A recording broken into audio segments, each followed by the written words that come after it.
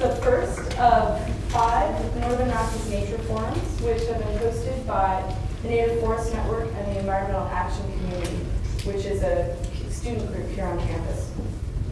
The Nature Forums are a series of free, community-oriented discussions on the ecology, biodiversity, restoration, and future of the natural landscapes in the Northern Rockies bioregion.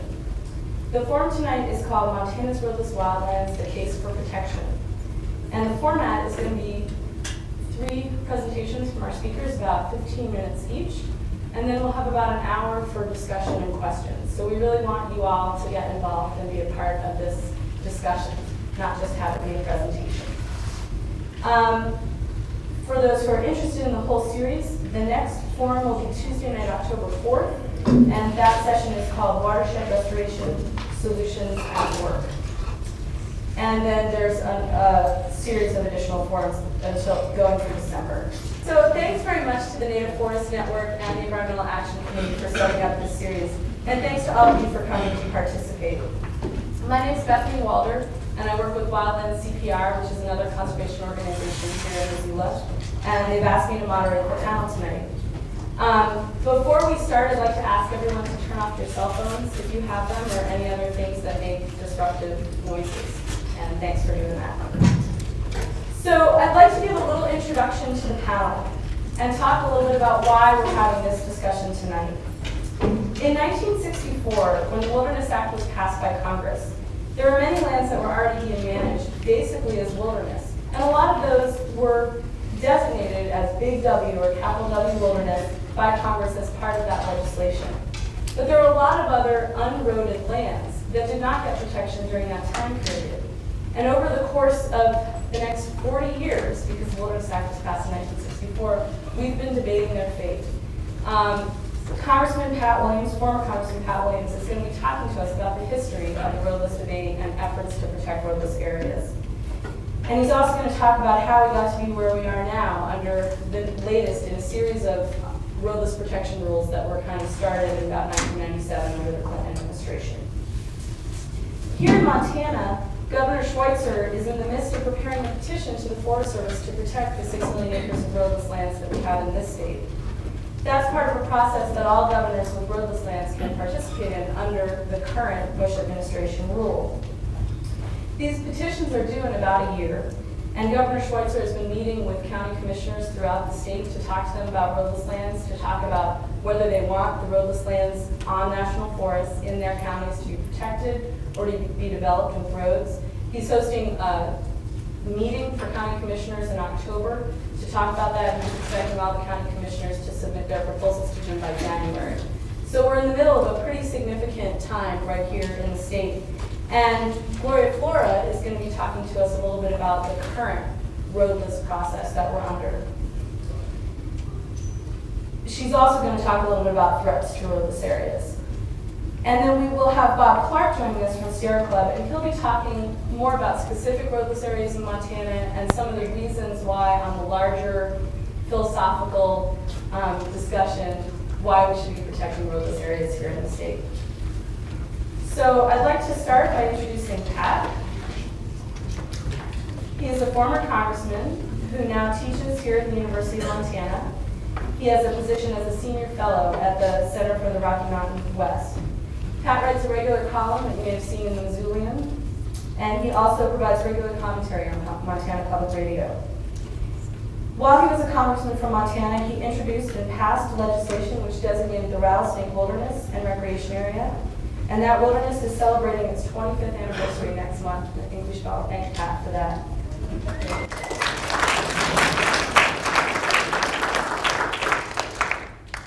Pat was also responsible for passing the Metcalf Wilderness Area north of Yellowstone National Park. He served as our congressional representative for 9 terms from 1979 until 1997. Please welcome Pat Williams.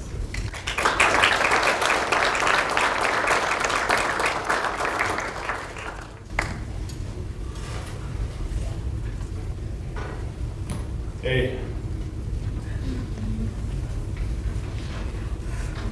Thanks. I'm glad to be here with the 3 of you. Old friends, particularly Gloria, for whom I have great admiration.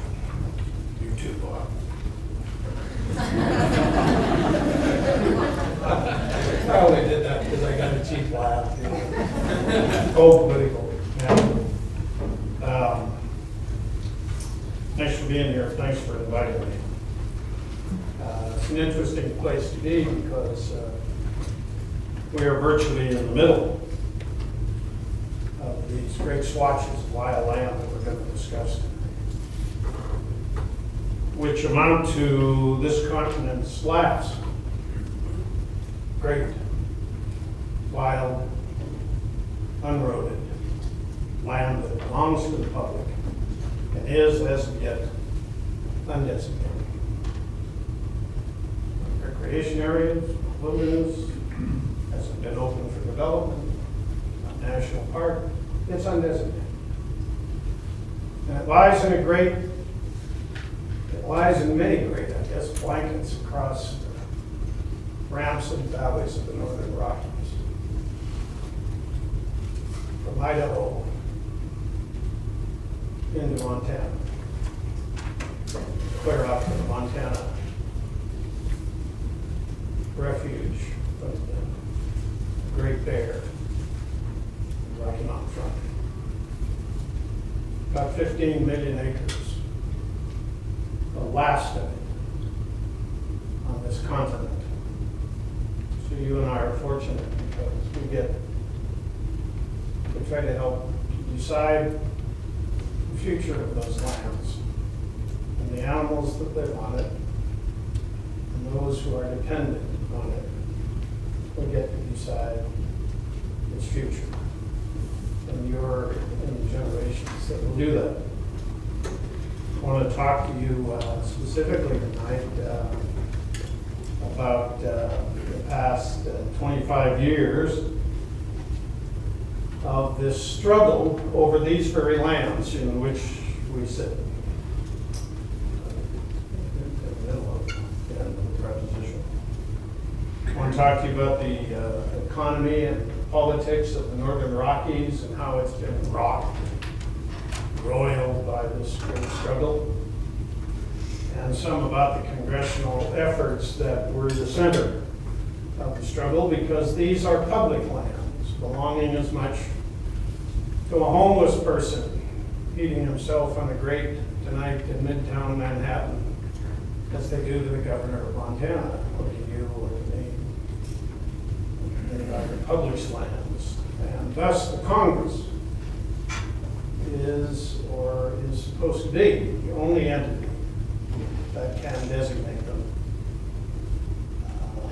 officially. First, with regard to the economy, let me remind you, I'm going back about 25 years. I'm going to take about 12 minutes more with this. This, by the way, is a semester-long lecture. And you can pick up your 3 credits at this door on the way out.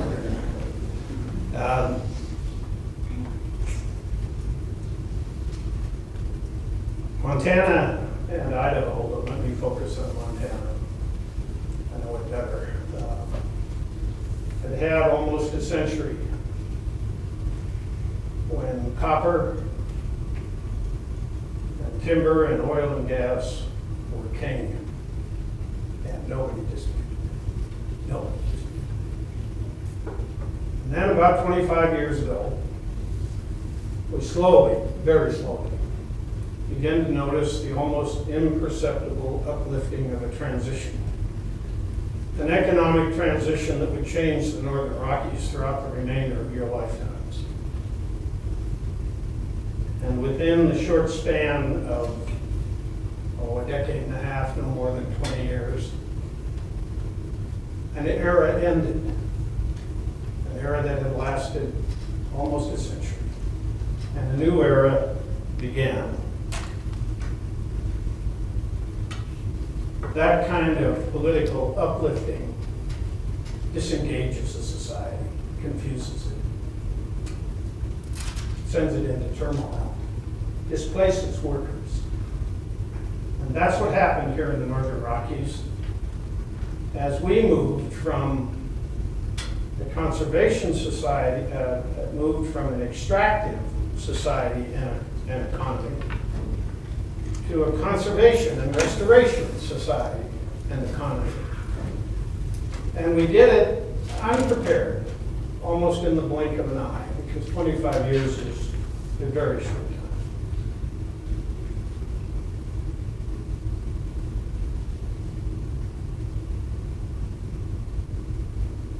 There are some, by the way, parenthetically I say this, there are some, a minority, but a very strong and sometimes loud, as minorities should be, but loud minority, that does not understand that this transition has taken place.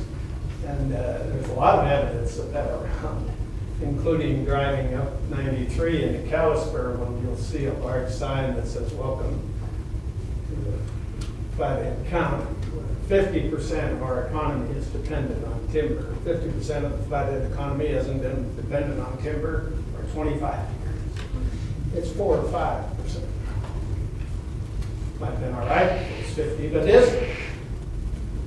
Let me be quick to say, does that mean timber and mining and oil and gas are no longer important? That those materials particularly are no longer important? No, it doesn't mean that at all. We still need wood. Many of you are going to drive home tonight. We still need gas and we need oil.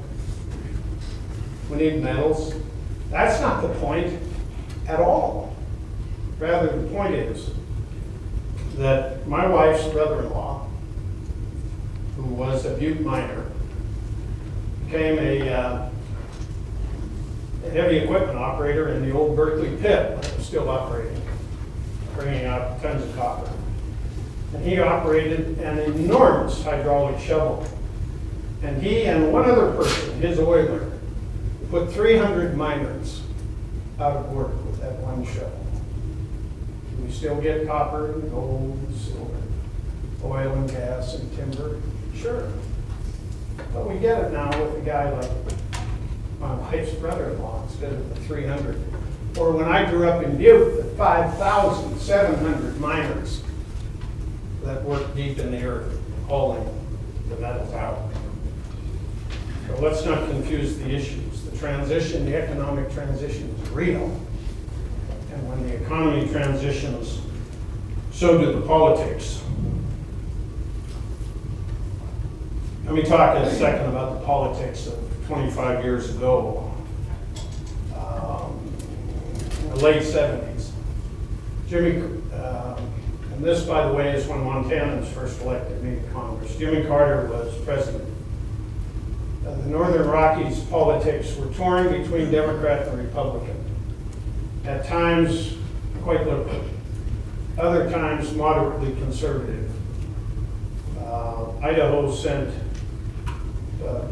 both the conservatives and liberals like Frank Church to the United States Senate. Montana sent liberals like Lee Metcalf and Mike Mansfield to the Montana State Senate. But along with that, we would also send conservatives and usually vote for a conservative candidate for president.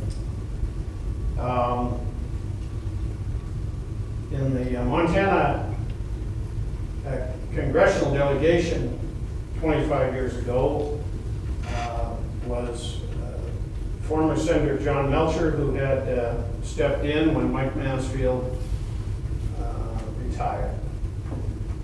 Senator Baucus ran for, he had occupied what was then the Western Congressional District seat in the House, and he ran for the Senate when Lee Metcalf passed away and an election was called. Max won for the Senate, and I ran for the seat that he vacated in the House and won, and there was a Republican. In those days, Montana had 2 members of the House, now we have 1. There was a Republican, a very conservative friend of mine named Ron Marley, who served in the House. Idaho had the same kind of divided politics about it. In the previous decade and a half, America and Montana, of course, and Idaho, had experienced an environmental decade, the great environmental decade in American society and politics. In 1964, the landmark Wilderness Act had passed. And by the way, it declared 9 million acres of wilderness in America, and then set the qualities with which wilderness could be enacted, the kind of qualities the land had to have to enact it in wilderness in the future, and reserved to the Congress the right to pass wilderness, only the Congress, not presidents, not courts, just the Congress. So that was the Wilderness Act. And while it was added, it put 9 million acres in wilderness, including in Montana, the pintlers and the cabinets and the gates of the mountains, and just out our window pane here, the Selway Bitterroot, and of course the first wilderness area, the bog. In the mid-1970s, under congressional decree, the Forest Service began to study lands that had not been set aside in 1964 or between then and the mid-70s, set aside as wilderness. Roadless public lands. And the Forest Service went out and did a review of them. And they called it Review and Evaluation. They called it Roadless Area Review and Evaluation, RARE, RARE. That's the acronym. And they did it twice, so they called this one RARE 2, and in '78 they sent it to Congress, which was the only entity, right? They could declare wilderness and said, here, this is what we, the Forest Service, suggest be wilderness. Now in Montana, there were, as there pretty well are today, 6 million acres of undesignated roadless land. Your land. Wild land. Same 6 million. The Forest Service in RARE 2 recommended wilderness, whatever they thought would be wilderness. And in Montana, as I recall, they found about 600,000 acres, I think, out of the 6 million, that they believe deserved wilderness protection. It is interesting to note that as the Congress began to take those recommendations, which were made state by state, in order to keep with the way members of Congress are elected, state by state. So the RARE 2 recommendations were sent to Congress state by state, and as those state delegations and the whole Congress, of course, voting on them, began to accept or reject the wilderness recommendations of the Forest Service, it's very interesting to note that at no time, not once, for better or worse, right or wrong, did the Congress ever accept the Forest Service recommendation for the whole state. Never did rubber stamp what the Forest Service wanted, and in no occasion did the Congress designate less wilderness than the Forest Service wanted, and in every occasion designated more, and in every state designated more statewide. Very quickly, about 24 states passed their wilderness bill. And Montana and Idaho struggled over it, and those struggles are the subject of, as I said to you, a semester-long lecture. Montanans saw the introduction over 12, 15 years of 16 wilderness bills, statewide wilderness bills. And in the late 1980s, the Congress of the United States finally passed a Montana wilderness bill, which would have protected about, overall with all the various designations, would have protected about 3.5 million acres of the 6 million with designations of some sort, and then set aside the rest to come back and consider it later, and release some to the Forest Service for whatever uses they thought they wanted to do with it under the law, under endangered species and so on. So Montana actually got the job done once, and the Congress stamped its approval, voted for it. And former President Ronald Reagan vetoed the act, the only veto of a wilderness bill in American history. And it was done for the most cynical, political-based reasons. To defeat John Melcher and elect Conrad Burns. And in part it worked, because Melcher got defeated within weeks of the Reagan veto, and Burns won. That's how Burns, he was a friend of mine, but that's how Burns is there today. The Congress tried again and again after that, but could never muster what it takes to get a bill passed. We were successful in passing a couple of areas that were mentioned, Rattlesnake, thankfully one of them, and Lee Metcalf north of Yellowstone, another.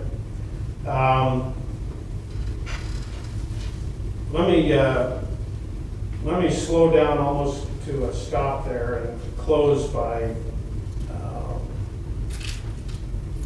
kind of summing up what I think is more important than a review of the Congress's efforts and what the bills look like and how many acres they had. What I think is what is more important, and certainly what is very interesting, is 25 years of transitional economics in the Northern Rockies that now is undeniable. What happened is now undeniable. You can still get timber and gas and oil and so on, as I said, and copper, but not with lots of employment. And so the extractive industries, while the product is important, the extractive industries themselves have lost enormous authority and clout, both political and economic, in the state of Montana. And that is being replaced by the conservation and restoration economy. During these years, I watched it up close and personal. The people of Montana, and I, as one of their representatives, eventually their only representative in the House, together we molted like a snake molts its skin. This state molted with regard to its old opposition to protecting wild lands.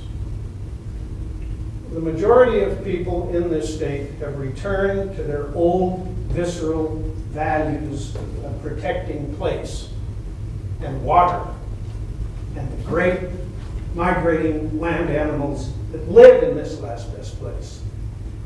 And that seems to me to be the story of the last 25 years. Gloria, along with talking about other things, is going to, I think, bring us up to date on how Bill Clinton dealt with these 6 million acres of public land. And then when Clinton left, how George W. Bush has dealt with them. I can tell you that Congress has not dealt with them. And the Montana congressional delegation is to be criticized for that. But they simply will not deal with them, and both Clinton and Bush have dealt with all of these lands across the country, including the 6 million acres here and the half again that much in Idaho, and I think Gloria will talk some about that, and then I'll stick around, and as I understand it, we'll all be glad to answer questions later. Thanks very much.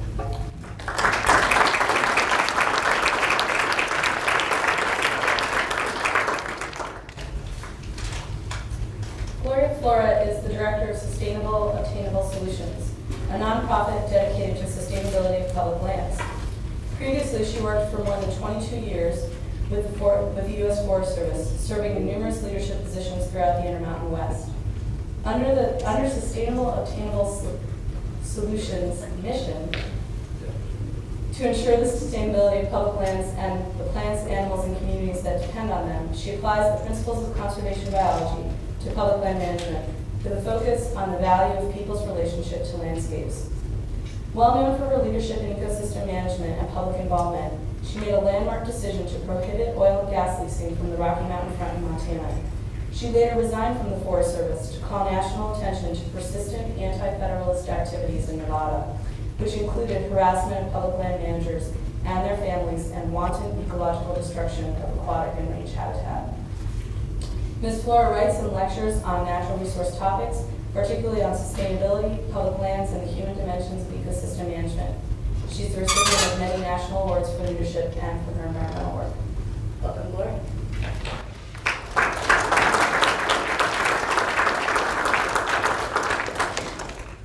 Thank you. Thank you all for coming this evening as well. Flipped up here.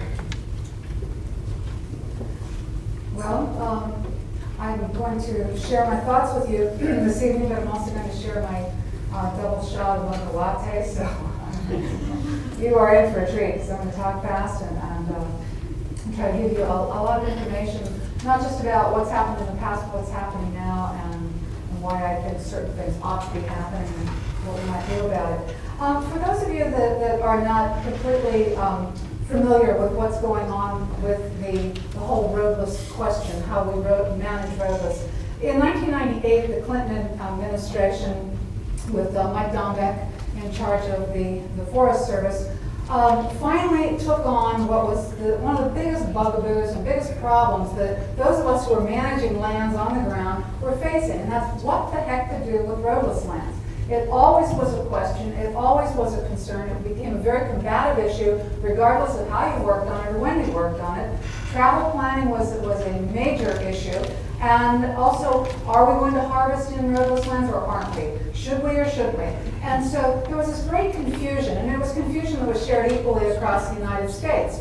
So when the Clinton administration, well, let me say more precisely, Mike Dombeck and some of the wonderful people that worked with him, including someone that we have right here tonight, Jim Furnish, decided to take the bull by the horns and do something that no one thought was possible. And that was just come out and say, look, these lands are roadless, they're in diminishing supply. We started out with 64 million. Somewhere along the way, we got down to 58.5 million. We're not sure where the rest of it went, but it's not there anymore, it's roadless. So we need to have a consistent, coherent policy about how we're going to manage roadless lands, and we need it now. And they put forth a very bold, but very intelligent and logical proposal. That is that we, with limited exception, and there were, prior rights were grandfathered in, and there were a lot of other logical exceptions, but for the most part, roadless lands would be managed as roadless for the foreseeable future. That kind of surprised a lot of people in the field, but at the same time, there was a great sigh of relief. It's like, thank God. It's going to be clear, and we're not going to have to keep going through this issue every time we talk about forest planning or every time we even talk about a specific project. And furthermore, the Forest Service has been around for almost 100 years. Now, wouldn't you think that if there was something really, really special, or let's be very crass, that was worth a lot of money, that was in those roadless lands, don't you think somebody would have built a road and gone in there and gotten it by that time? Absolutely. So we're dealing with lands that have great ecological value, but have, as far as extractive value for extractive resources, fairly limited. Technically difficult to get in there, and the payback economically is not all that great. So this the proposal went forward, and unfortunately there was a great deal of backlash because it was believed that, oh my God, we're shutting off economic opportunity, we're shutting off our opportunities to manage, and then there were complaints that, oh, this is just rammed down our throats. Well, for once, the government was moving quickly and expeditiously. Of course, it was something that Clinton finally decided he'd better get a signature on before he left office, but cynicism aside, we were moving very quickly on it. We had over 600 public meetings around the United States, and we invited comment from everyone in a national comment period. Got back over 1 million comments. Well, it looked like everything was going forward just great, and then George Bush got into office. And as you know, he froze many of the initiatives that had been put forward during the Clinton era, especially in the last year or so, to, quote, take a look at them. Well, that's code talk for turn them on their head as soon as I possibly can. And one of the ways that he tried to do it, much like he did with the Yellowstone snowmobile decision, was let's have another round of public comment. Meaning, let's hope the public has gone to sleep or not paying attention to this issue, and we can make some kind of story up about what people really feel. Well, they had a public comment period, and it did not go the way they went. Again, they had almost another 1 million+ comments, and of those, the great majority in favor of retaining roadless lands as roadless. So they waited a little while longer and dillied about, and then they said, well, let's have another comment period. So for the third comment period in 5 years, they ended up with 4.2 million comments, 98.7% of which said, 97.9%, excuse me, said, we want these lands to remain roadless. Well, heck, that didn't work, so we're going to have to try another technique. Let's just wait until a Friday afternoon, which is the predominant theory of this administration. Wait till late Friday on an afternoon before you reveal something, preferably on a 3-day weekend, so the papers don't pick up on it until Monday, and by then it's stale. So, another Friday afternoon decision.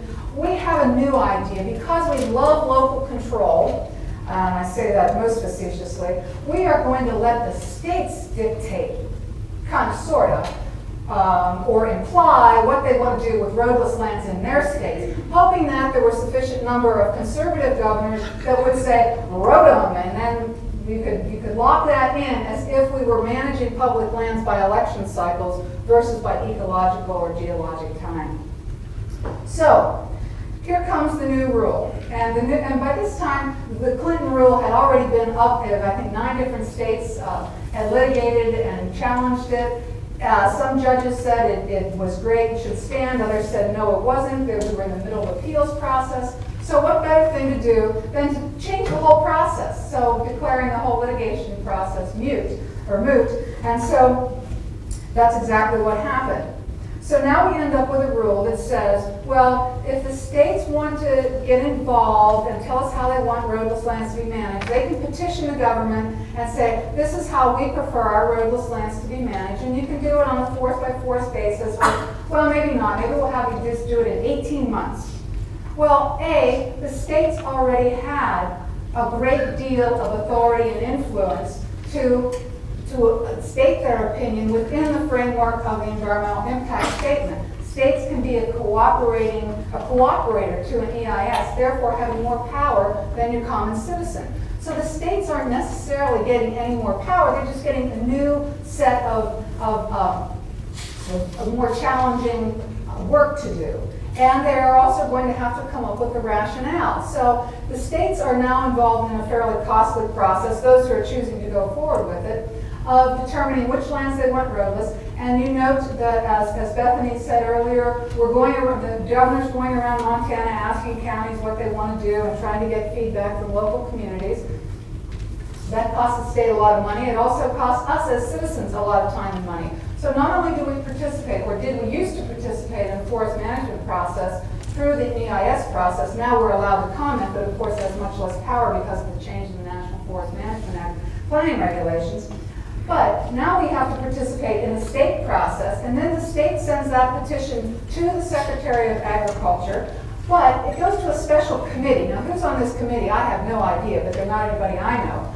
It goes to a special committee who gets to analyze whether the states really have valid points or not, then sends the recommendation back to the forest. Now, this is all from a government or an administration that stresses streamlining and making people feel involved and now we have to be involved 3 times, because once they send it back to the state, then the Forest Service has to do an environmental assessment. Note that it's not an environmental impact statement, it's the much lesser volume and much lesser scrutiny involved in an environmental assessment, but they will do an environmental assessment to ascertain whether the states really got it right or not.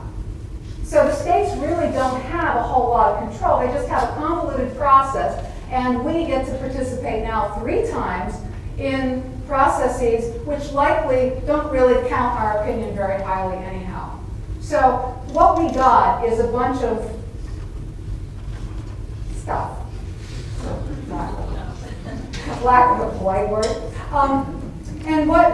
Critically, what has happened here is that we have moved the debate from a substantive discussion about the ecological significance and the sustainability of our public lands and the wildlife populations and the human populations that depend on them. We have moved from that, which is the critical question, to process. Let's play with the process. Let's shift everybody's thought over to how are we going to get through this process and who talks to who and who goes where, what, and when are the due dates. I don't hear people saying now, what is the ecological significance of this landscape and why do we need to preserve it? Well, let's talk about that for a little bit. Specifically, we're talking about preserving some invaluable ecological services that occur in these intact forest ecosystems. There's tremendous aesthetic and recreational benefits that are associated with that as well. And let us remember, our population continues to grow. The supply of roadless lands is not increasing, it is decreasing. The demand for the use and for the benefits of roadless lands is ever increasing. We find that in undisturbed forests, and this is science that has been done for decades. It's not just a laundry list of important items that somebody came up with.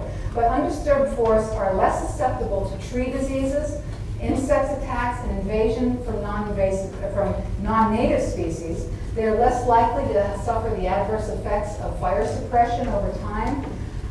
They are healthier ecosystems, and they are more resilient. They are more resilient to withstand assaults like climate change. They act as refugia for sensitive plant and wildlife species. They are really reservoirs for the surrounding as the surrounding landscapes generally become more developed. Intact forests also play a very important role in the function of watersheds and aquatic ecosystems. They usually are not suffering from the severe soil erosion that we see associated with road building and with off-road vehicle use. They contain some fantastic opportunities to maintain fish species that are suffering by invasion of non-native species or by the change in the quality and quantity of water available. They reduce flood threats, and very importantly, they supply clean water to municipalities.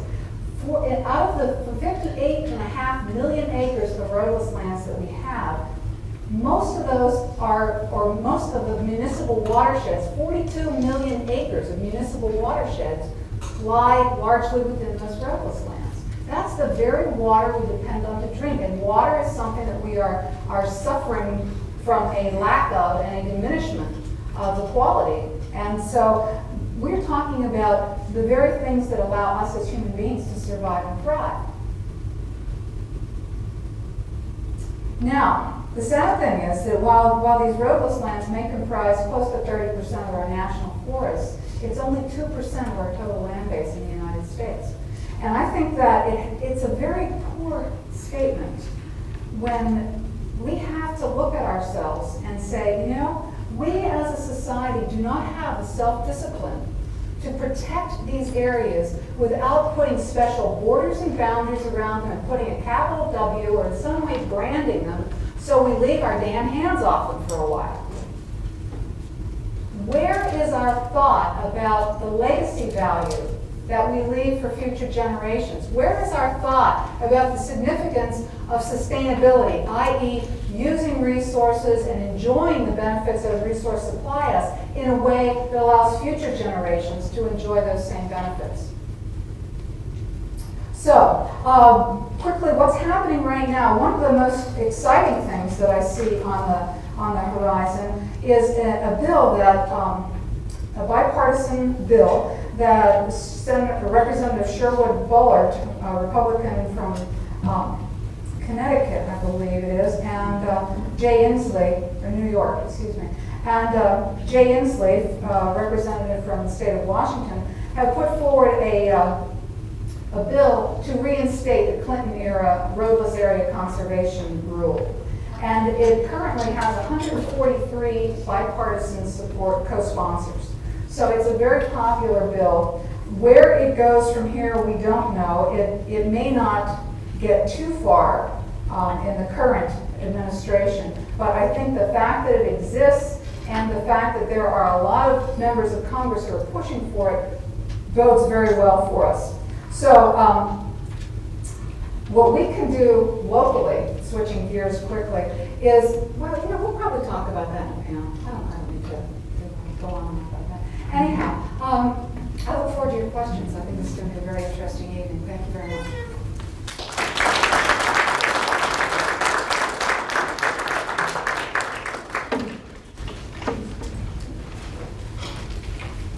Thanks, Gloria. Our last speaker tonight is Bob Clark. He's an associate representative for the Sierra Club here in Missoula. Since 1995, Bob has volunteered and worked for several conservation organizations in the Northern Rockies, and he's appeared in local and national press, including Backpacker Magazine, Montana Living, and the Wall Street Journal. He formerly worked as an Army medic, a construction worker, and a union organizer, and he now works to protect public wildlands and traditional recreation opportunities in the Northern Rockies. In his spare time, Bob enjoys exploring the backcountry with his family and friends.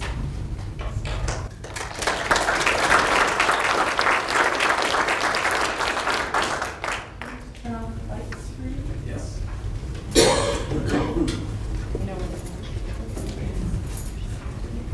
Also ask the panel members if they'd like to take a seat out here so they can see the slides. I have some visuals.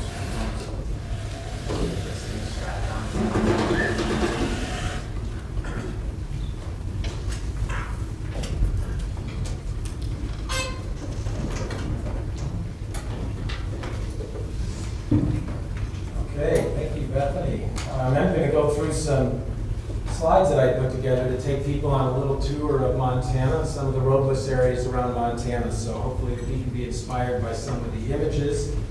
And I'm going to start out with just 2 pie charts. You know, everyone loves pie charts. This is a pie chart I like to use because I think it's important that folks understand the acres of national forest land that are out there in America and what has to this point been eroded or developed in some way, what has been protected as wilderness and what remains roadless, which I call lands in limbo. They can go either way. They could be developed in some way or they can be protected. And that's represented by the yellow on the pie chart. So we can see that about half or a little over half of our national forest lands have already been developed in some way or are not available for wilderness designation, while 18% of our lands have been designated as wilderness. So this idea of balance, and you hear this a lot, we'd like to see more balance on our public lands. Well, I also would, and I think a great start would be to protect that yellow and turn it dark green.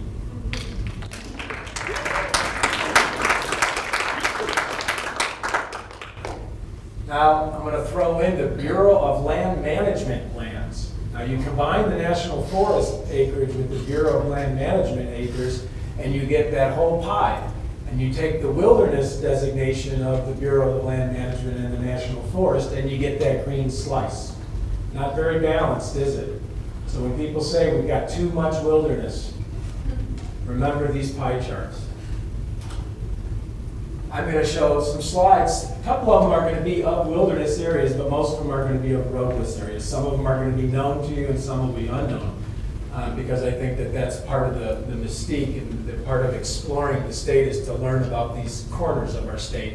This happens to be the Selway Bitterroot Wilderness up in Bass Creek, probably about 20 minutes from Missoula. If anyone's driven down through Florence, probably seen those teeth, I call them, the Bass Creek crags, we call them locally. There's actually a lake up in there that I've been to a couple of times, had a little experience at one day.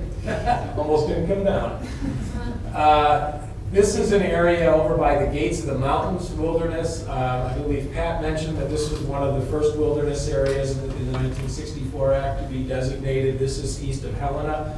There's an inventoried roadless area on the edge of the Gates that was not included in the wilderness bill called Big Log Roadless Area. It's about 10,000 acres. And as you can see, limestone cliffs on the high part drops down to a Big Log Creek and the Missouri River. Here's a shot of limestone cliffs. This is Spring Gulch. This area experienced a fire in the roadless area, and the Forest Service left it to recover on its own. It's a pretty interesting landscape. Again, that's Big Log Roadless area just outside of the Gates of the Mountains. And this is looking out of the Big Log area across the Missouri River, looking west. You can see how it kind of planes on down to the Missouri. There's some private land down there in the kind of near the river down there, but off to the left is roadless country. Prickly pear cactus, the elevation's low enough that, and the climate, we can have ponderosa pine and prickly pear growing in the lower elevations in that area. It's a really diverse area.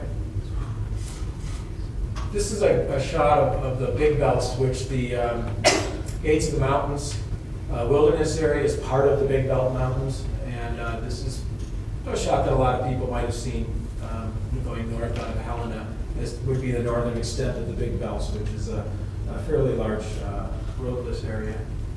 I'm going to jump over to eastern Montana. This is a place called Lost Water Canyon in the Pryor Mountains. Folks may have heard of the Pryor Mountains, and probably best known for their wild horse herds, but there's a lot about the Pryor Mountains besides wild horses. Canyons like this are extremely beautiful. This happens to be a 12,000 acre wilderness study area, inventory roadless area on the Custer National Forest in the Pryor Mountains. Another shot of the Pryor Mountains. I'm going to jump over to the middle of the state, just south of the Scapegoat Wilderness. This is an area called Silver King Falls Creek. And this area was almost included into the Scapegoat Wilderness when it was designated, but dropped out at the last minute. It's about 41,000 acres. It's on the Lewis and Clark and the Helena National Forest. Looks out over the plains and also forms part of the headwaters of the Blackfoot River. It's an awesome place. Some folks hiking up some of these broad meadows that are on top of Lewis and Clark Pass. Clark actually never set foot there, but he got his name on the pass. So Lewis went back to the Missouri over this pass after heading up the Blackfoot in 1806. And there's actually travois marks still up there from when Native Americans would bring their buffalo meat back from the plains. Another shot, same area. Boy, that's a Wow, that's so interesting. like that. You got a second.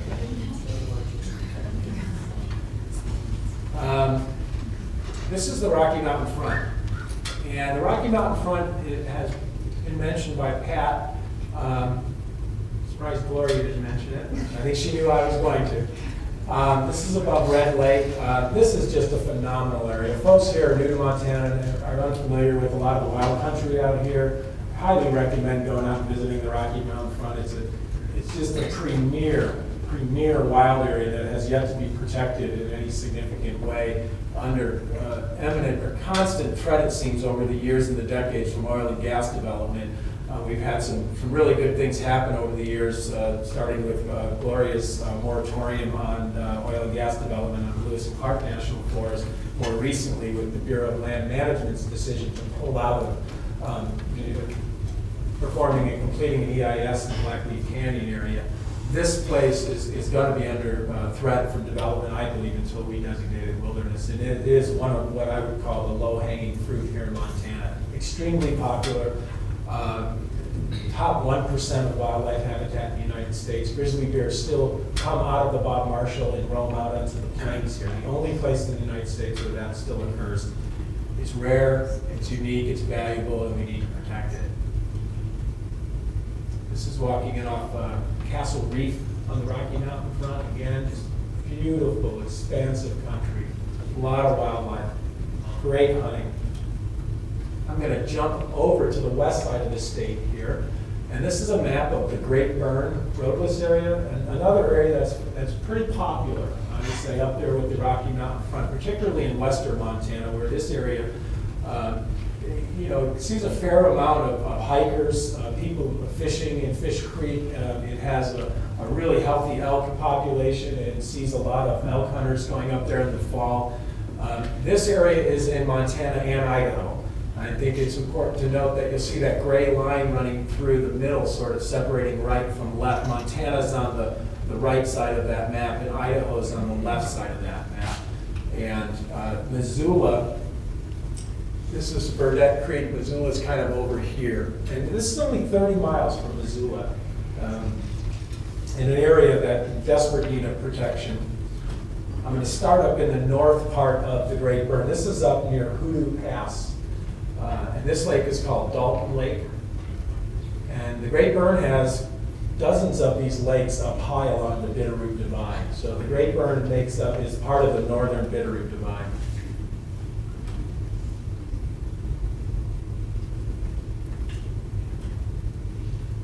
This is Pearl Lake, again, in the northern Great Burn roadless area.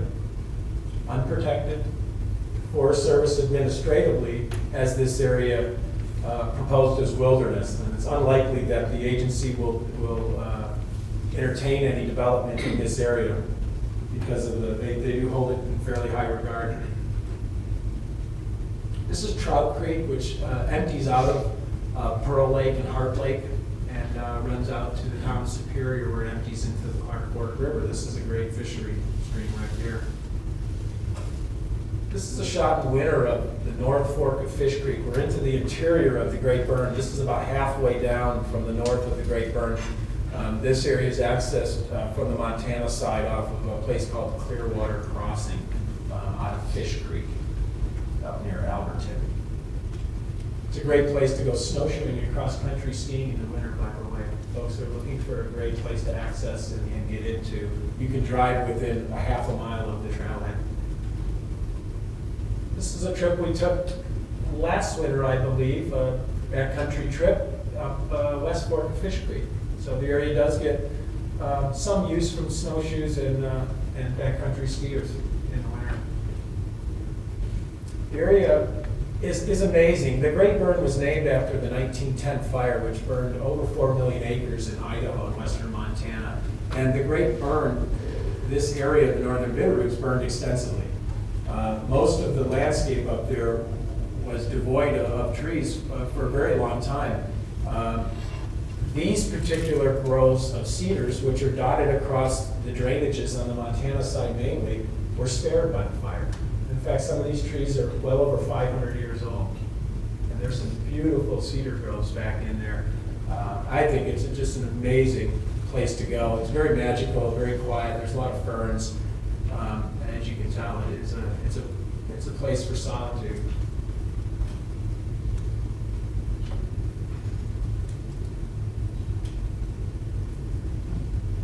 It's along the Bitterroot Divide in the Great Burn above Siamese Lakes. Fireweed caught it on that right day. Makes for a pretty nice shot. Now we often think of roadless areas as some people say that there's not a lot of timber or a lot of resource, and it's true, like Gloria said, that a lot of these resources are hard to get at. And I believe that there are in the Great Burn expansive areas of forest. This is Cache Creek. Unprotected, never been locked. We're going to move over to the south side of the Great Burn. This is on the Montana-Idaho border, looking south across Lolo Pass, and the higher mountains in the back is actually the back of the Bitterroot Range.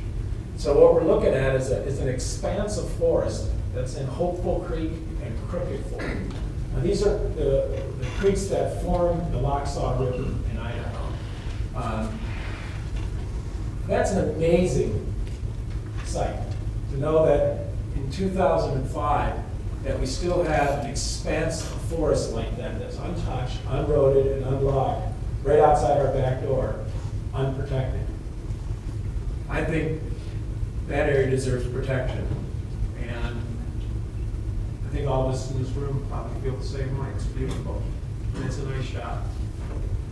This is higher up on the divide of the Great Burn. I'm spending a little bit of time on the Great Burn just because it's a place that's near me. This is actually on the Montana-Idaho border, as you would not have guessed. It is quite a unique landscape with these snags, and fallen snags are from the 1910 fire. Many of them are still standing. It's pretty cool.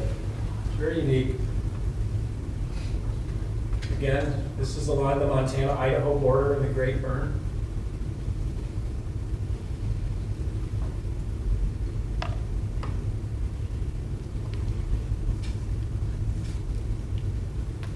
That's Williams Peak. Some hikers below Williams Peak. This is on the summit of Rhodes Peak, 7,900 feet elevation. It's the highest point in the Great Burn. It's just in Idaho. Great Burn's about 250,000 acres of inventory roadless area in Montana and Idaho. Montana has about 100,000. Idaho has about 150,000 of it. It's what we would call an interstate roadless area. It does present challenges to wilderness designation. Unfortunately, the Great Burn experiences threats mainly from motorized use. And this is a shot of motorcycle tracks on a trail that's off limits to motorcycles. And over the years, I've spent quite a bit of time documenting motorized violations of the Great Burn, summer and winter. And this is a yearly occurrence. This happens on a yearly basis. And the folks that are doing this know darn well that they're breaking the law. They just don't care. And so this is what happens to the trails when a few motorcycles go over. The area, most of the area is off limits to snowmobiles as well. It's managed by the local national forest as a non-motorized area. Unfortunately, the Idaho side is not managed in that way, except some of its trails are managed as non-motorized. This particular shot is up by the southern boundary on the Idaho-Montana border. I don't know if folks can see this here. Snowmobile tracks, and we do almost yearly overflights with Lighthawk, the environmental airline, to do monitoring of snowmobile use, and these findings are then sent to the Forest Service. Not that they're going to catch them. But we need this area protected, we need better monitoring and enforcement. I'm going to jump off at the Great Burn, much to my reluctance, and go down to the Beaverhead Mountains, and this is down in southwest Montana. We call this the West Big Hole roadless area. It's about, with the Idaho part, 230,000 acres, a large inventory roadless area, Beaverhead Mountains. Some sage, some balsam root, fairly dry. Lingering snowfields. This is pretty typical of the southern part of the Beaverhead Range. It's along the Continental Divide. That shot is looking south, so Montana's on the left and Idaho's on the right. And the West Big Hole roadless area is a really important fishery source for the Big Hole River and its famous fisheries. Keeping this area roadless is really important for that. This is a shot of Lolo Peak, which many people have seen if they've been up to Blue Mountain, or anywhere else in town for that matter. Many people don't realize that this is an inventory roadless area. Everything that you're seeing on the ridge, Lolo Peak is on the border of the Snowy Bitterroot Wilderness, but everything that you're seeing here is inventory roadless area. It's a 16,000 acre inventory roadless area called Lobo Creek inventory roadless area. People may have heard about the proposal to build a ski area up there recently. This shot is taken from Carlton Ridge into Carlton Lake. You can see in the top center with Lolo Peak on top, and then the snow-covered one to the left is actually the South Peak, which is about 60 feet higher than main Lolo Peak, which is 9,096 feet above sea level. Carlton Lake is just outside the wilderness. If folks have a really good eye, they can look over to the left of Carlton Lake, and there's a little pothole in the woods over there that's called Little Carlton Lake. That's in the wilderness. So the wilderness line actually goes straight through, right next to the lake. The proposed ski development is going to be built right on the border of the wilderness. From that lake up to the top of the peak will be the last lift up to that if they get their way, and they won't. This photo is Dr. Steve Arno, who's a forest researcher retired from the Forest Service and has worked extensively on the Carlton Ridge Research Natural Area. Again, this above this old clear cut here starts the roadless area.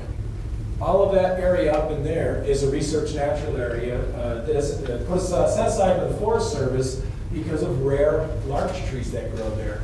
Unique species that have come from western larch and alpine larch hybridizing up on the ridge naturally, forming characteristics of a new species. This is the only place this has happened under these conditions in the United States, period. There's no other place in the United States where this exists.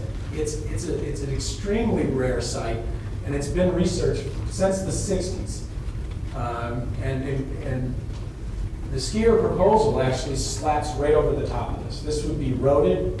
This would have lifts, towers, and ski runs laced across it. It would be a complete 180 from what the area looks like and how it's managed right now. Inventory roadless areas, in addition to providing clean water that we talked about, recreation opportunities, hunting opportunities, places for backcountry use, also provide places for environmental education.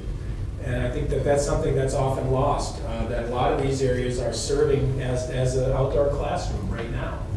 Owned by all of us, and it's a 16,000 acre inventory roadless area, and the developers want it. So I think it's important to note that while we want to to be inspired by roadless areas. We can't forget that some of our roadless areas are currently under threat. I'm going to zip through these because I'm running out of time. One trout. And if folks have questions about this later afterwards, I'm happy to talk to them or give them some information, because I have extensive maps on the proposal, the impacts to elk habitat, the impacts to roadless lands and research natural area. Almost the entire development is on inventory roadless lands. And I want to get into just some parting shots of this is down in the Selway Bitter Wilderness above Curly Lake, up Tin Cup Creek drainage. That's one of my more favorite shots. And these are some hitchhikers I picked up. Oh, that's right, they're my kids. Let's not forget the opportunity for family fun out in the backcountry, So we do this quite a bit. And that's an old Forest Service truck, yes. Gloria picked up on that. Clean drinking water. What is this young man doing? Goodness, you couldn't get away with that in Ohio.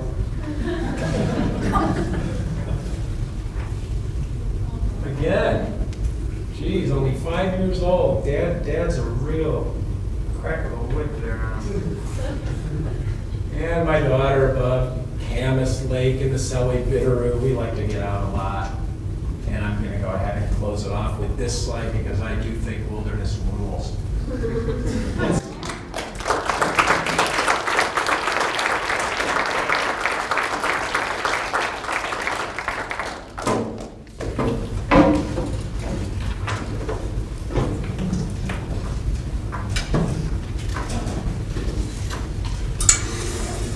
So thanks very much, Bosch. And we're going to go ahead and move into questions and answers. And Gloria mentioned earlier that Jim Furnish is here in Zolician. He lives in Washington, D.C., happens to be here for some work this week. And he was the deputy chief of the Forest Service under Mike Dombeck when the roadless rule was when the Clinton rule was being developed. So he is also available to answer questions, and he's right here. So thanks, Jim. And Cameron, are these microphones on? Yeah, looks like they are. So please raise your hand, and go right ahead. Yeah, this is for Bob or any of you. If you take all of our public lands, including Park Service, BLM, Forest Service, what have you, isn't that percentage even smaller? I've heard something about 2% of our public lands are these undesignated roadless. Is that accurate? I haven't done the figures on that, but I'll bet when you start adding up, you're going to have percentages going lower. The Forest Service is definitely, the National Forest is the lead as far as an agency that's done the most undesignated wilderness. We do have wilderness designated within the National Wildlife System, National Wildlife Refuge System, and I believe that even national parks have wilderness designations within their national park boundaries. I really wish I'd be able to answer your question directly, but I'm not enough wrong a number to have it be wrong. So But I think you are correct in theory. I don't know either, but I do know that there's a lot of proposed wilderness in the park system that has not been designated, so it doesn't have, it's also unprotected, and there are some new threats to the parks as well. So you're probably right, it's a pretty low percentage. Yeah. I have a question that is open to the panel, but I think Jim and Gloria will probably want to jump on it. United States Forest Service, who I have proudly worked for in a law enforcement capacity, has a fairly clear congressional mandate, and that is the maximum sustainable yield of multiple resource uses, such as wood, water, wildlife, recreation, and forage. We'll always have questions as resource owners about how we prioritize the use of these resources and whether or not multiple resource use should be balanced. My question is whether or not the United States Forest Service, under its current administrative directives and standing, is capable of successfully managing on the long term roadless and wilderness areas in a manner that would ensure proper preservation in absence of any new congressional mandates. Gloria, in her presentation, mentioned that Mike Dombeck was, as Forest Service chief, in charge of the Forest Service. I know a lot of people that would dispute that assertion and would contend that it's actually the Department of Agriculture, Undersecretary for Natural Resources and Environment, who has more say, especially in certain presidential administrations. But could you comment on that question? In summary, your question was, is the Forest Service capable of managing public land sustainably, specifically roadless and wilderness? Under its current state? Yeah. Oh, they're completely capable of it. We have a wonderful set of environmental laws that would allow them to protect those lands. Will they? That becomes the actual question. Will they, and do they have the wherewithal to withstand the onslaught of political pressure? As you implied, the Undersecretary of Agriculture can sometimes insert a very large hand in how the forest lands are managed. Now, I'll be curious to hear from Jim on this also, because he was in the heart of the beast in Washington. On the land, out in the field, managers do have a great deal of discretion. The Forest Service is basically a decentralized agency, and we have a lot more capabilities to express both the intent of environmental law and the intent of community. But again, the question of whether you do that or not, whether you take that risk. And for a moment to diverge here, when I made the decision not to allow leasing on the Rocky Mountain front, yes, it was helpful that the Clinton administration was in power at the time, but I did not receive a whole lot of pushback internally from either the Department of Interior or the Department of Agriculture for making that decision. They thought I would just kind of swing on my own when it all came down, but it turned out that it was a well-supported decision. It was stand court challenge. So the capability is there, but is the will, is the heart there to take those kinds of conservation-based stands for long-term sustainability of the land? Can I take a step in? Yes. Jim, if you want to, There's a extra you could chair. sit here and then you could share one of the microphones there. Okay.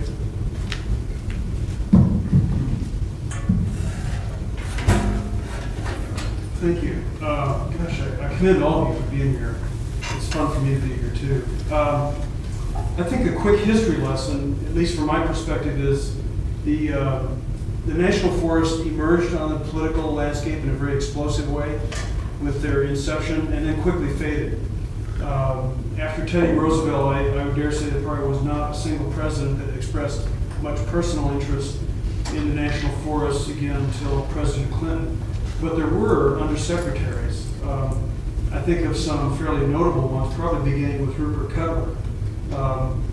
When Representative Williams talked about the Roadless Area Review and Evaluation, that really was the brainchild of Rupert Cutler, who came to the Undersecretary's office from the Wilderness Society.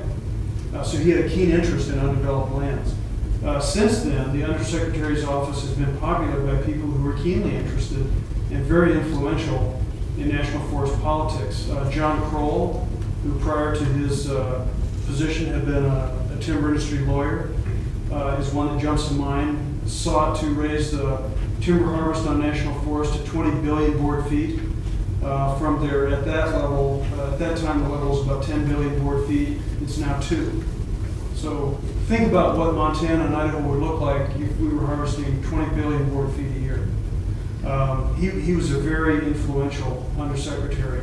Mark Ray, who you referred to, who had much to do with the appointment of Mike Dombeck as chief, had a very powerful and influential role over national forest policy, and I would say he has been equaled by Mark Ray, the current Undersecretary of Agriculture, who also lends a pretty heavy hand. You said Mark Ray twice. Last time was Jim. Oh, Jim Lyons, I'm sorry. But I would say that this has really changed, I think, from what Pat Williams described as the glorious decade. It really dates back to about 1970 when the National Forest enjoyed a little more political prominence in the administration. So since then, we've seen undersecretaries who were very knowledgeable and influential. Great. Bethany, not to beat this question too much, but I want to digress a little from my pal Gloria's statement. She's more knowledgeable than I am, I thought 1,000% on Forest Service capability, but it does seem to me that given budget constraints,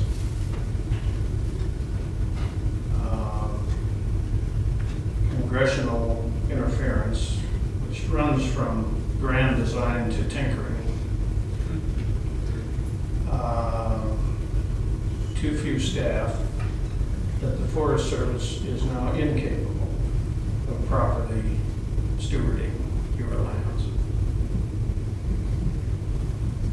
Okay, thanks. Other questions? Beverly? This is for Gloria. I understand that some final forest plans will probably get to DC about the same time that the roadless petitions are in, and I wonder if you have insight into how those two processes will interact. Did everyone hear the question? Yes. In a word, no. I really don't. I wonder about that a lot myself, but I don't really have any insight into how those will coalesce. And I particularly am not sure what we are going to do when we start to see forest plans coming forward that are being developed under the new planning regulations that have no EIS, and therefore have no decision, therefore are, quote, a flexible document, which means they can change from day to day. So how that all comes together, and I don't even believe that the Forest Service or the Department of Agriculture has any idea how it all comes together, because they're winging this. This is open to anyone on the panel, and it's kind of a basic question, but you talked earlier about the rare policy and how they tried to establish what wilderness is, but I just kind of want to understand how wilderness is defined today when they want to pass the law for wilderness. What are they looking for? I'll take that. I actually had a slide in my presentation that I took out at the last minute that explained exactly that. But you can look to the Wilderness Act for the language. And Wilderness Society puts out a great little booklet on the Wilderness Act. Actually have over there in my backpack. But it's basically an area defined as they use a lot of words like generally untrammeled, undeveloped. They're very particular about making, keeping it just vague enough so that a lot of these areas like the Rattlesnake Wilderness actually have clear cuts in it, all clear cuts, from what I understand. And I think there was something that came out called the Purity Act after the Wilderness Act was passed that helped define and bring into focus what areas would be eligible and what areas wouldn't, and what would be considered something to be knocked out. And so to this day, we can have areas that are designated that have old routes in them, old clear cuts in them, even old homesteads, foundations and things like that are found in wilderness. And so it's pretty wide ranging, but on just a general scale, the thought process to the average American would be that these are areas that are basically unroaded, that provide really great opportunities for solitude and for human enjoyment. The Wilderness Act doesn't go on a lot into wildlife habitat or anything, but it's mostly surrounded around humans, and their quest for these tangible things and intangible. That's about the best I can come up with without reading it right from there. There are, it's an interesting question because members of Congress have to deal with it all the time. That is what is wilderness, and there are, as Bob was saying, certain restrictions in the law that says this is sort of what wilderness is. And so when you see it designated, it's also a political process. I finally came to this, though, based on the fact that it's a political process. It's Congress responding to what the American people want to preserve. One of my main judgments with regard to whether or not to introduce an area, try to introduce an area into wilderness designation was this. If people want their grandkids to see it the way they see it, if people want to be able to go up and do what Bob, son did, and that is drink the water. In other words, if you want it as it is, if you want it left alone, and you want it left alone for reasonable, for good reasons, and it seems to me that it has wilderness potential. sometimes Montanans, it took, I mentioned we went through a molting process in Montana, and one of the things Montanans wanted to know in the late 70s and 80s was, well, why do you want to change this land by declaring it wilderness? Well, the whole point was the reverse of that. If we didn't protect it, it was going to be changed. If we didn't designate it wilderness, the likelihood is it would not stay the same. And tragically, some of what we and I tried to designate as wilderness over those 18 years I was there have now been changed, primarily by motorized use, and changed, by the way, through the rest of your lifetime. Because once motorized use goes into an area, let me make a prediction to you. Congress will never declare it wilderness. They won't do it.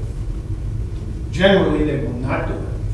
And the reason is because once a use becomes habit forming and citizens begin to use it that way, Forest Service correctly or incorrectly lets motorized use into an area that maybe you ought to have wilderness declaration, the Congress is not going to change that. Why? Because they don't want to have to give the Forest Service rangers guns to drive everybody out of there that's using it as a motorized access. So the greatest threat in Montana and Idaho, I think, in these 15 million or so acres of wild land is the motorized use. That's what will change it. Bethany, can I add something? I wanted to say, I thought that Representative Williams did a great job of talking about the unique role that's attached to the Congress to establish wilderness.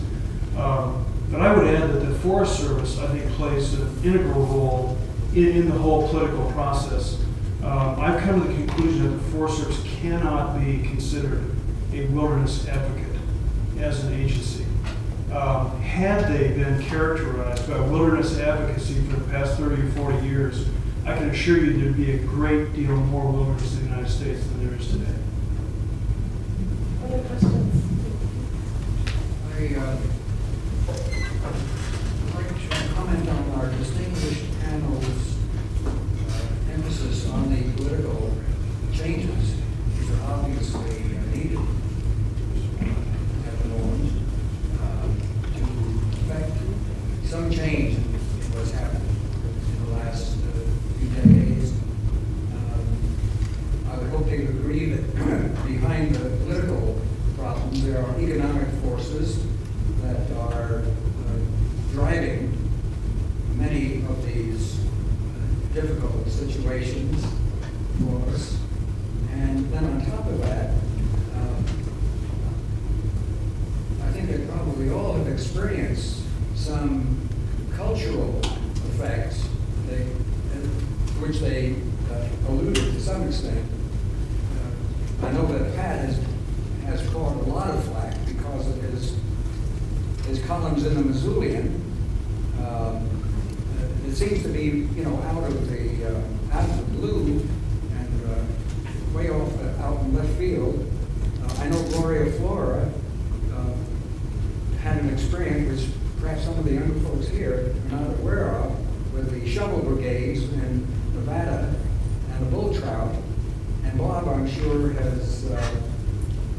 has had to face some snowmobilers or others in the Great Burn. So maybe in some confrontations there as well.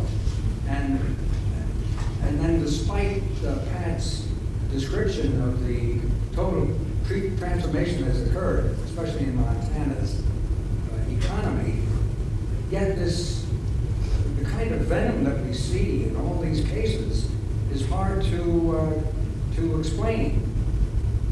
When are people going to get over the venom and start thinking about this in more positive fashion? Does anyone want to take a stab at that?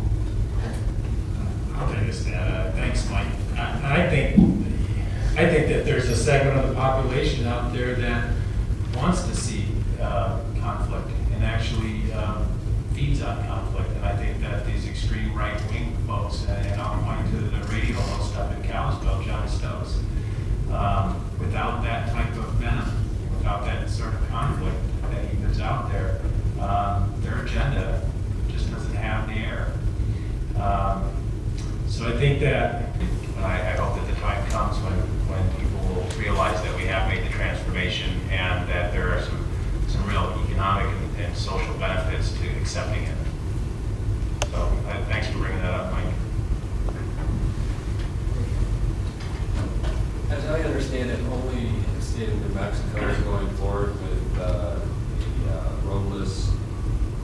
permission or protection request.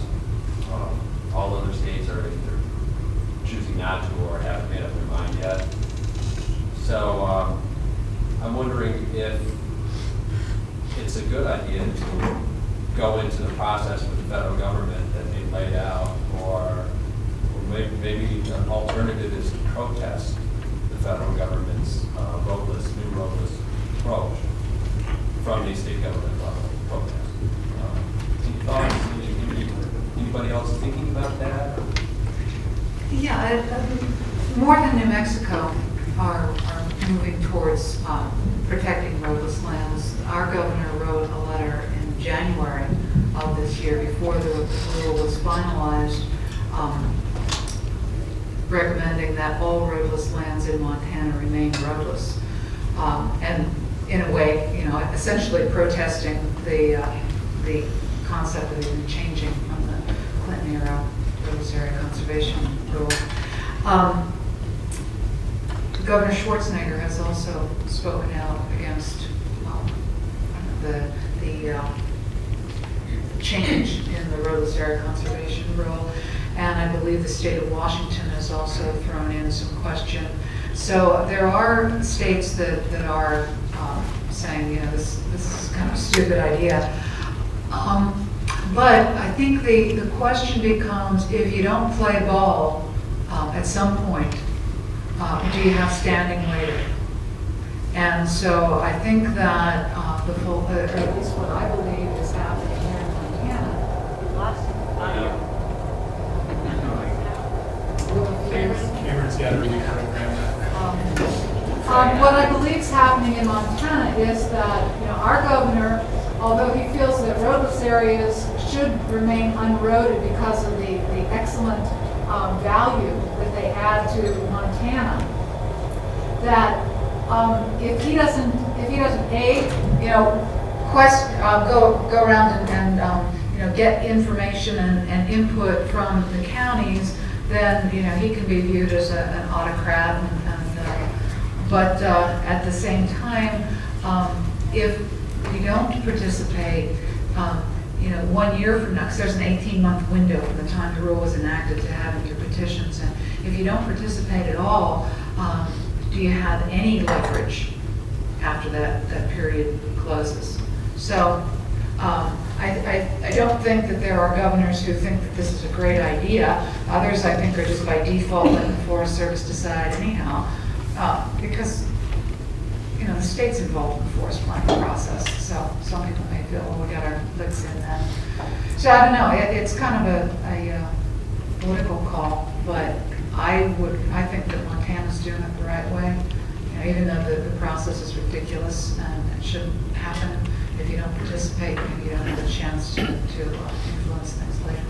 I think perhaps the roadless the process you and Gloria are now describing, I think it's informative and maybe interesting to consider that as I tried to do with the whole wilderness question, consider it in a context of moving times and history. I personally think that the Bush roadless rule of pretending to let the governors decide are the last remnants of the Sagebrush Rebellion. It started out with, conservatives, saying, let's give the land back. The back was interesting. Let's give the land back to the states. As if the states ever had this federal land to go. Well, let's give it back to the states and let the states have it. And there was a serious, all-out, full-court press push by Ronald Reagan and his Secretary of Interior, Jim Watt, to do just that. The dilemma was that the states looked at the cost of it and said, we can't handle that. I had the opportunity to ask 5 governors back in those days, if you got this land, this federal land, and it was under the rubric of this wonderful thing called local control, you know, which works with regard to paving streets and fire and police and hiring teachers. And then it doesn't work in a lot of other ways. That's why the founders' genius set up these various levels of government.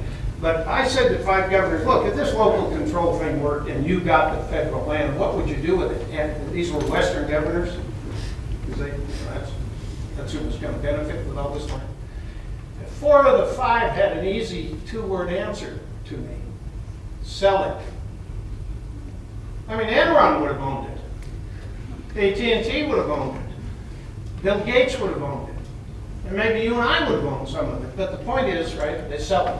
And then the governor who didn't say sell it was Montana's governor, Mark Roscoe. He gave me a 5-minute answer, and I swear to you, I have no idea what the hell he said. If you know Mark, who's my pal, but I have no idea what the hell he was talking about when he got done.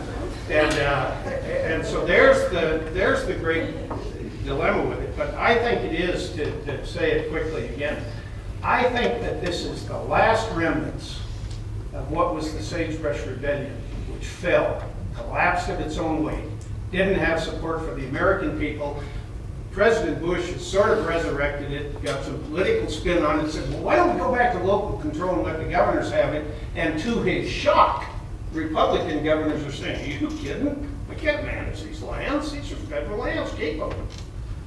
I think the Sagebrush Rebellion is buried, and we're shoveling dirt on it myself, but I do think we have to be very vigilant and stay at the ramparts. I'll just add one more thing. The attorneys general of New York and New Mexico and California and the governor of Oregon just sued the Bush administration over the new rule.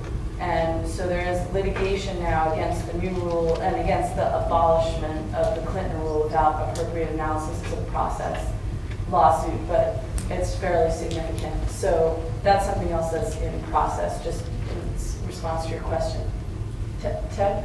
Kind of following up on that, I'm curious about strategies for, a little over a year from now when that petition period is over, and just to look at some examples. I mean, Spicer looks like we could have a real good petition here, but just across the border in Idaho, I'm not so sure. In either case, you have a unique situation where what do we do if, say, Idaho wants to open up some? What approaches do we have for that? And also, what do we do if in Montana we have a good petition, but the administration just ignores it, which they, in their rule, could do? What do you see for long-term strategies for after the petition period is closed for keeping these areas unroaded? I'm going to let somebody else answer this, but I want to say you've named one of the 2 states that I'm told Bush and some of the people that have designed this strategy of letting the governors decide.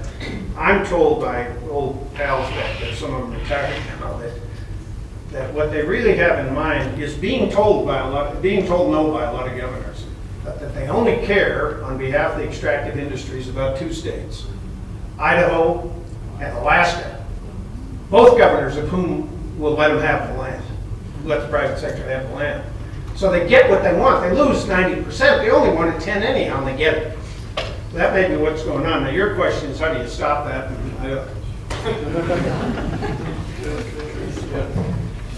At least with respect to your specific question, if the 18-month window for which a petition is open closes, then management of all roadless lands would revert to the forest plan that is existing that would govern those lands. So then it would come back to fighting out the future of those lands on a forest plan by forest plan basis. And most of these forest plans are in process of revision right now. So that's where the crucible would be, is the forest planning process.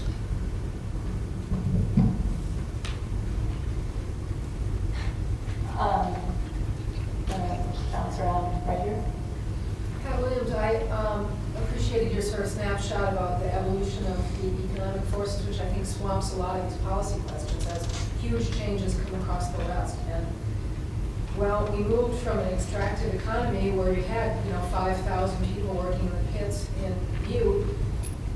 You don't have that anymore, and you don't have the sort of influence of labor in this state. Now we're moving to a different kind of an economy, but I think environmentalists have often been blamed, sometimes deservedly and sometimes undeservedly, for bringing in this new economy where the jobs are, welcome to Walmart customers, or folding down bed sheets for rich tourists and those sorts of things. What does this new vision really look like? What is your vision of a sustainable, economically vibrant Montana that doesn't include things like the extractive industry of the past, and does labor have a part in that, or have we seen the labor movement just leave the West in a sense? That's a huge question that I'm thinking out loud, and it's maybe not pretty, but I'd like you to take a crack at it. Yeah. Well, as I mentioned, I grew up over in the mining city of Butte, and in fact worked in the mines myself to help put myself through the school in part. And so I have some nostalgia for that time, which you refer. I have some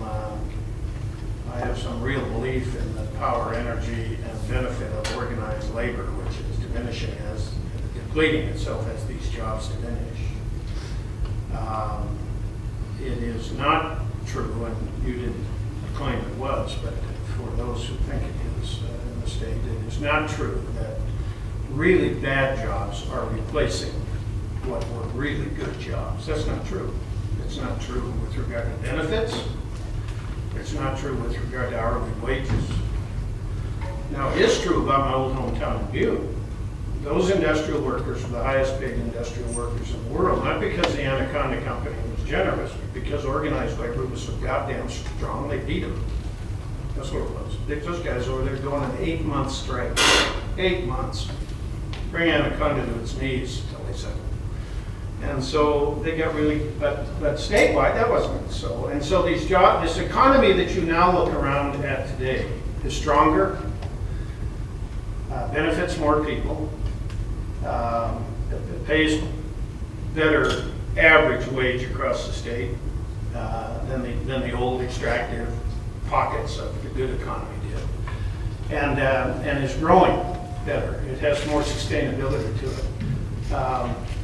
Let me leave with this. Last census count, for the first time since the mid to late 1980s, Butte gained population. For the first time in 130 years, this mining camp that we all thought was growing and throbbing and the heartbeat of Montana's economy, and hell, I don't know, maybe it was. We thought that was what was going on in the late 1800s and all through the 1900s. Butte was losing population in all that time. Then what happened? Mining went away, not totally. They still mine a hell of a lot of copper over there. They just do it with a couple hundred people instead of 5,000, right? I think they have 300 and some employees now. So it hasn't gone away entirely. But the point is that mining as with all its big claims of some of which were true, of lots of salary and economic rebound, went away. Butte sunk, came back virtually without those jobs, and for the first time since the late 1800s is gaining population and has a housing and commercial market that's now a buyer's instead of a seller's market. Last year is the first time in 36 years that the Butte market was a buyer instead of a seller's market. And so, if you want to know what Montana's tomorrow is going to look at it today and compare that with 25, 30 years ago. All Westerners, and I sure am guilty of this, love to live with myths. We live with myths. There was a guy here, a wonderful dean of liberal arts named Jim Fleitner. And Fleitner and I went out after I got back from Congress one night and had a drink, and after a couple of the mocha, Fleitner turned to me and said, "You know, Pat, there's one thing you always got to remember about we Westerners. We're full of shit." And we are when it comes to these myths. We cling to these old myths, and the problem is that today a lot of Westerners actually vote and legislate both as if those old myths were still driving us. It's a difficult transition. Lots of people have been displaced. It's not without its terrible difficulties. Does organized labor have a part to play in that? Yeah, they work.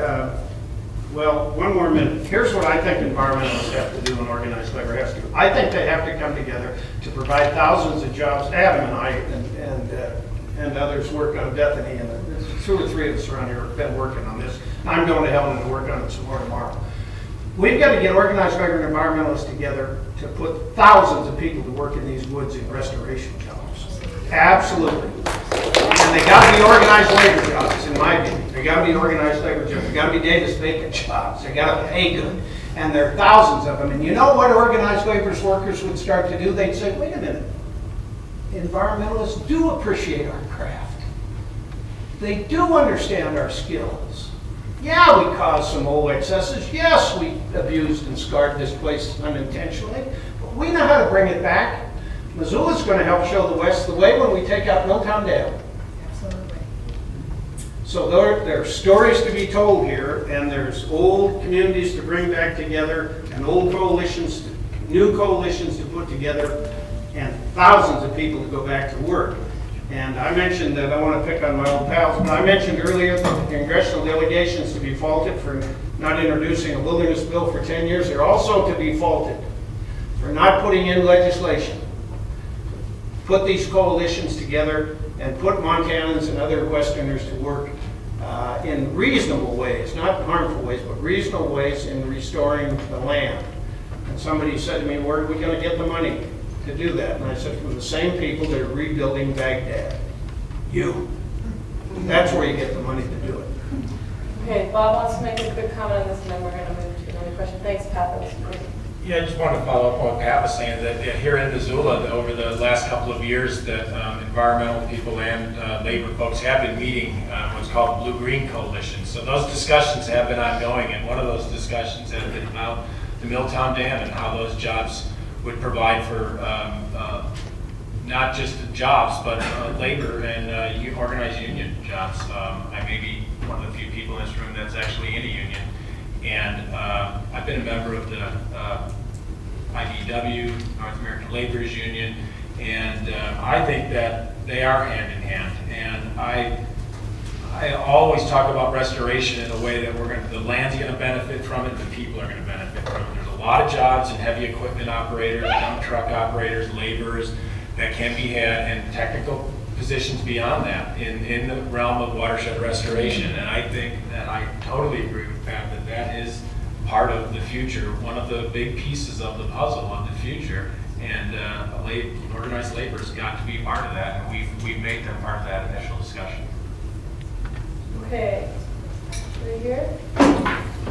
I have a question on how the Forest Service, how they lease out burned wilderness area to logging companies after an area burns. Now, when new ecological issues come to light, such as with the Siskiyou timber salvage in Oregon, and the discovery of the new species of lizard, I think it was, do you think if anything like that was to happen in Montana, if that would have any bearing on how the Forest Service leases out land once an area is burned? To be clarified more on. Are you asking if new ecological information can affect how the Forest Service might plan a salvage sale? Yeah. Yes, it can influence and affect that particular sale. I don't see it as affecting, on a wholesale basis, the concept of salvaging some timber from burned lands. What I was hoping that we would see as the intensity of fires increased, both here in the Bitterroot and the Biscuit Fire, is that the Forest Service would take a measured approach to the salvage. And by measured approach, I mean look at the lands that already have roads in them, ascertain, perhaps winter logging in an already roaded area. Is that, are there ecological benefits to that, or at least ecologically neutral impact to retrieving and salvaging some of this timber? Where the Forest Service has gone awry, and I hesitate to say Forest Service specifically, because in the case of the Bitterroot salvage sale, that was the hand of Mark Ray came in and moved the Forest Service from that measured approach. Let's do a little bit, let's see if we can do it well. If the public agrees and we find that ecologically we've not had a severe impact, then we can do more. But Ray came in and wanted the whole enchilada in one swoop, and he did not get it. Likewise, the Forest Service, I think, went after the Biscuit Fire, and I'll defer to Jim because that's his territory. But again, you know, a little too aggressive, you know, because of the, oh, we gotta get it before it checks or before it loses its value, which has some merit, but I think what the Forest Service is missing here is that the greatest problem that the Forest Service has is the loss of trust. And we saw the trust returning in the early 90s. We lost it when the salvage rider came out in 95. And then the Forest Service was trying to build it up again, but then we had the Bush administration who's turned environmental law on its head and let pilferers like Ray back into the candy store. So I'll pause there. Well, I would say in any administration, it's difficult to get federal officials to admit to political tampering. And I know the individual involved in the biscuit salvage, and I've asked him point blank. I said, you know, did Mark Ray have a role in increasing so significantly the salvage timber harvest on the Siskiyou National Forest? And he said no. But I find that hard to believe because I know Mark Ray, and I also know Jim Lyons, and I know how they operate. But I would say at least people I know well and personally in the Forest Service have been quoted as saying there was never a mandate to get the cutout. That is unbelievable. Because I worked in the Forest Service through the 70s and 80s, and believe me, there was a mandate to get the cutout. It was talked about all the time. And to hear chiefs and associate chiefs say there was never a mandate to get the cutout, it just defies belief. Kevin? I have a question for you about compromise. And it's a fear of mine when it comes to roadless areas, partly because we hear about it so much already. I've seen a poll or two out there and a lot of talk about how much of the roadless lands that we have here in Montana and the Northern Rockies should be protected. A lot of these polls, there seems to be a sort of a centric tendency saying, you know, do you want none of them protected, all of them protected, or just some of them? And that just some of them oftentimes seems to come out ahead. And compromise is also the thing that seems to tear apart these conversations and have to be great a lot of times. So my question to you is how do you think we should approach compromise here when it comes to roadless areas?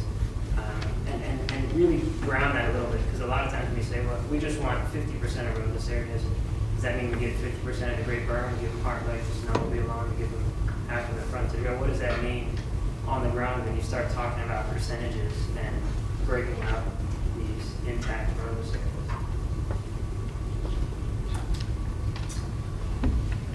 You know, our problem is one of the problems that I see us grappling with is that we have a very short temporal comprehension of what's going on our lands, our public lands. And that is, we look at things in 5-year, 4-year, 5-year, maybe 10-year segments or pieces, and then think that we need to compromise within that 10-year time span. And that's not at all how nature operates. I mean, even those of us who like to think broadly are perhaps only thinking of our adult lifespan and what happens on the land during that particular period. But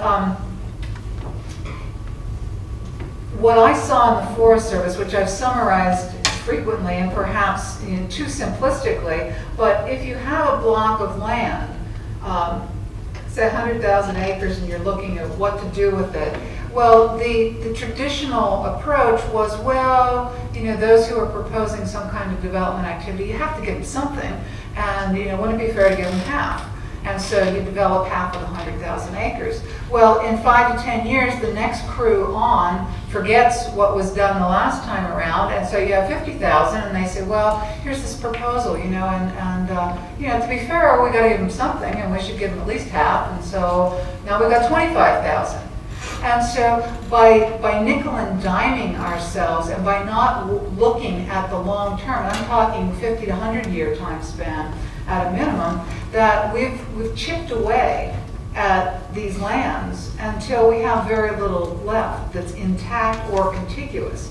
So I'm very cautious about compromising, because I think that a lot of and that's not to say I don't agree that we should collaborate and we should look for solutions that meet a lot of needs, but at the same time, if we start off with an incorrect premise, and that is, well, two premises. One, we owe developers something, or they have some inherent right to our public resources, and that they started out with it to begin with, and so it's like they're giving up something.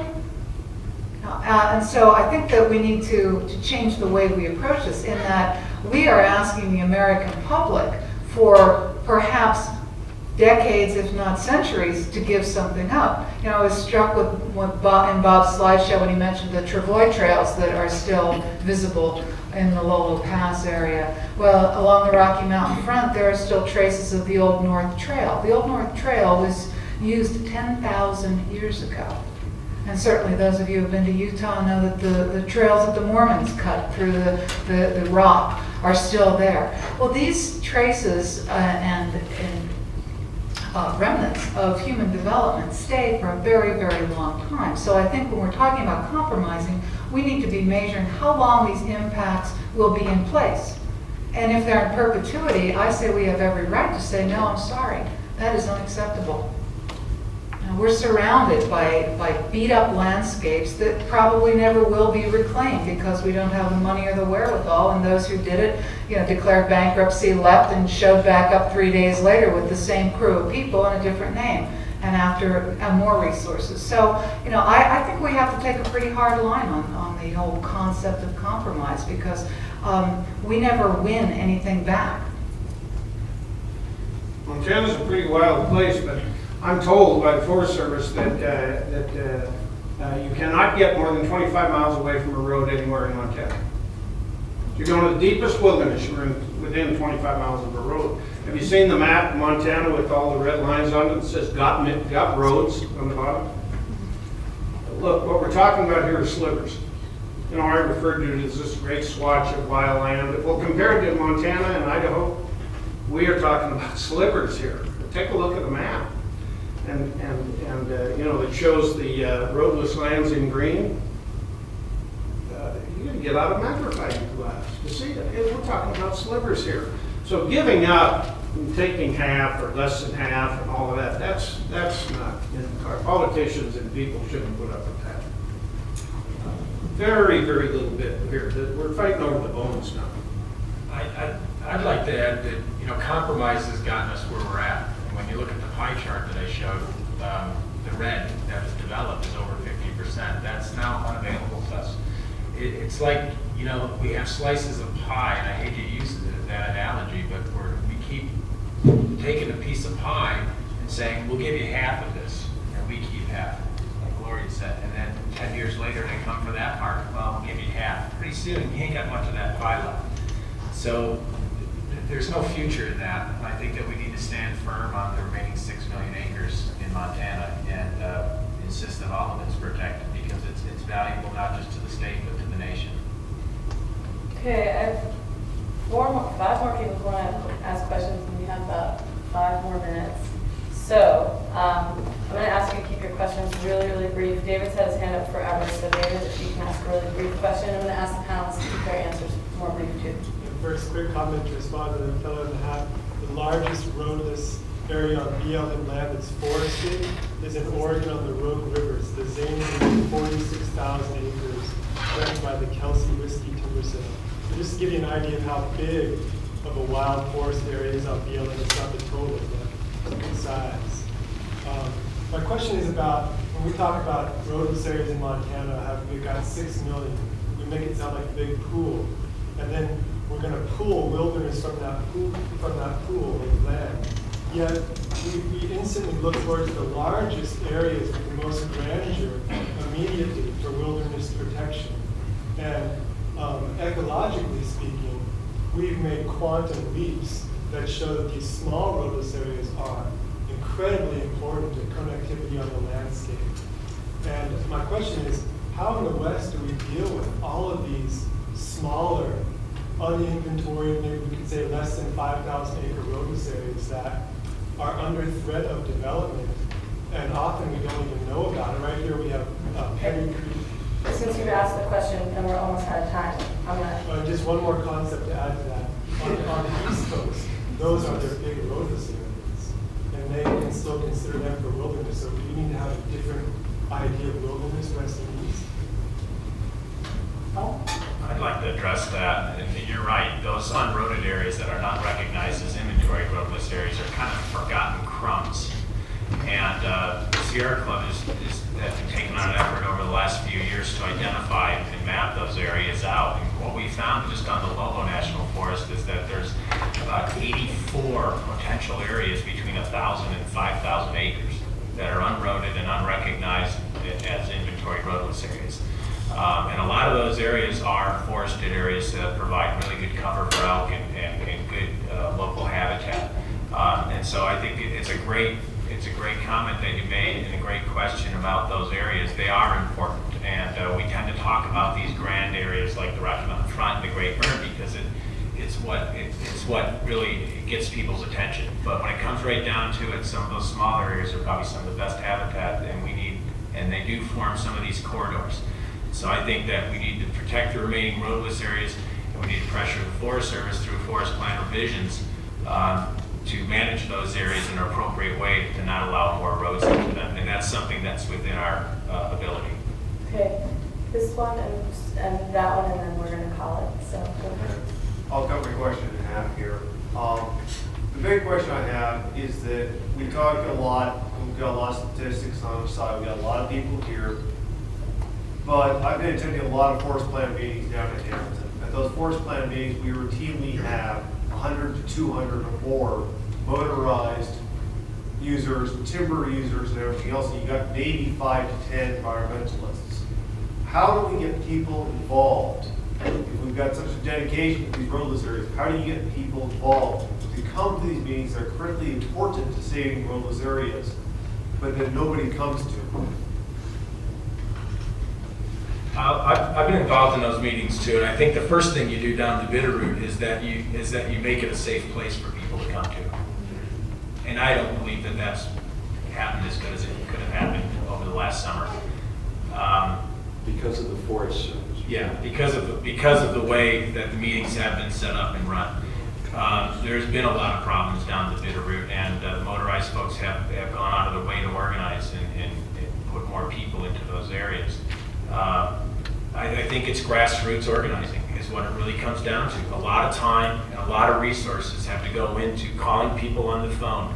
I mean, this is old-fashioned grassroots organizing that needs to be done in rural areas to get people so that they feel empowered and that they can go down and have a say in their national forest, and that they don't feel like that they should be intimidated. And that's part of the agency's responsibility is to set up an environment that is inclusive and helps people to be part of this process. And I don't believe that's happened, and I think that's partly responsible for the mismatch in the attendance that you're seeing. Certainly some of it might have to do with the just the population. Nobody's recruiting for any of the grassroots organizations either down in the Bitterroot. We're leaving that to one environmental group that's a very small environmental group in the Bitterroot. Yeah, well, and you know, not to take time to defend, but you know, the Sierra Club locally has done phone banking and messaging out to our members in the Bitterroot because we knew that was a spot that needed to be addressed. And I think there are some environmental groups that are trying to get people out to those places, but again, there's these roadblocks that make it a little bit difficult for that to happen. And I just think that we have to admit that there's some places in the rural West where we're not going to have the numbers. Well, I think this is reality. It's this notion about, you know, the short run trumps the long run every time. And jobs today and mills open today and oil drills going today, rigs going today are a short run, and that's what people understand, and they'll come out to support that. The long run is more difficult. It's the old thing about how, you know, environmentalists may not make very good neighbors, but eventually we're going to think they were damn good ancestors. Okay, how about the last question be done? Okay, I want to thank everybody for coming tonight, and I especially want to thank the panelists for your really thoughtful